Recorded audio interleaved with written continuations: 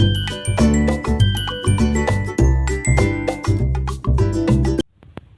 అండి, అందరికీ ఎలా ఉన్నారు? అందరూ బాగున్నారా? నేను ఈరోజు మా ఇంట్లో చేపల పచ్చడి పెడుతున్నానండి. దానికోసం నేను కేజీన్నర చేప ముక్కలు తీసుకున్నాను.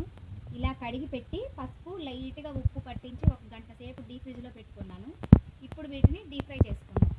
నేను దీనికోసం వేరుశనగ నూనె వేడి చేసుకుని ఉంచుకున్నానండి. ఆయిల్ మాత్రం బాగా వేడిగా ఉండాలి.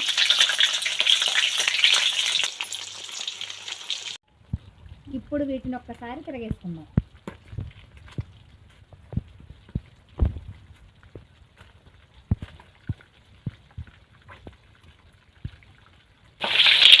ఇలా అన్నీ తిప్పి ఒక 10 నిమిషాలు మళ్ళీ వేయించుకోవాలి.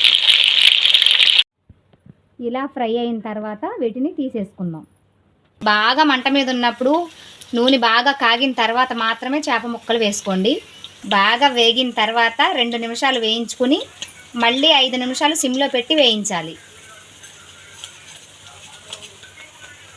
ఇలా అన్నీ ఇదే కలర్లో వచ్చేటట్టు అన్నీ ఫ్రై చేసుకోవాలి. ఇలా మిగిలిన ముక్కల్ని కూడా ఫ్రై చేసుకుని పక్కన పెట్టుకుందాం.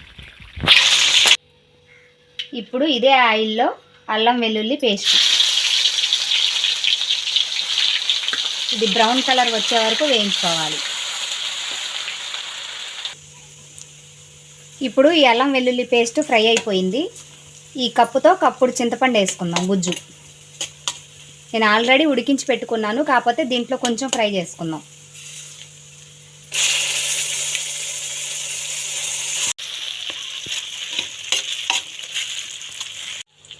ఇప్పుడు కొద్దిగా ధనియాల పొడి, ఈ స్పూన్తో 2 స్పూన్లు వేసుకున్నాను. ఈ స్పూన్తో 4 స్పూన్లు గరం మసాలా.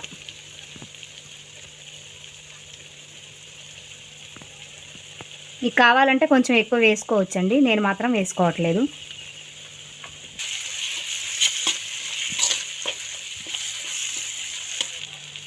ఇప్పుడు ఇందులో ఈ గ్లాసుతో గ్లాసు కారం పోసుకుంటున్నాను. సరిపడినంత ఉప్పు.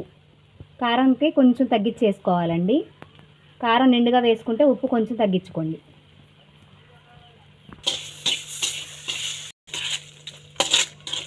ఇంకా కొద్దిగా ఆయిల్ వేసుకున్నాను.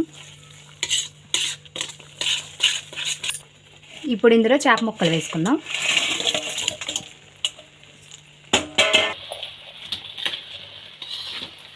ఇలా అన్నీ వేసి బాగా కలిసేలాగా కలుపుకోవాలి. ఇదంతా చల్లారిన తర్వాత ఆవాల పొడి, మెంతి పొడి వేసుకుందాం. ఇందులో కొద్దిగా మెంతుల పొడి 1 స్పూన్,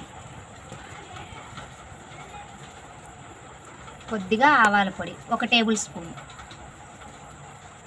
దీంట్లో కొద్దిగా ఆయిల్ పోసుకొని కలుపుకుందాం.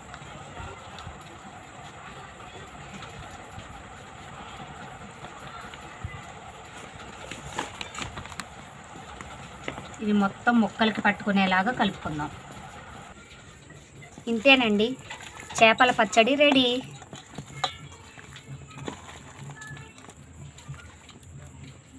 చూసారా ఎంత కలర్ఫుల్గా ఉందో? 6 నెలల పాటు నిల్వ ఉంటుందండి. అందరూ తప్పకుండా ట్రై చేయండి.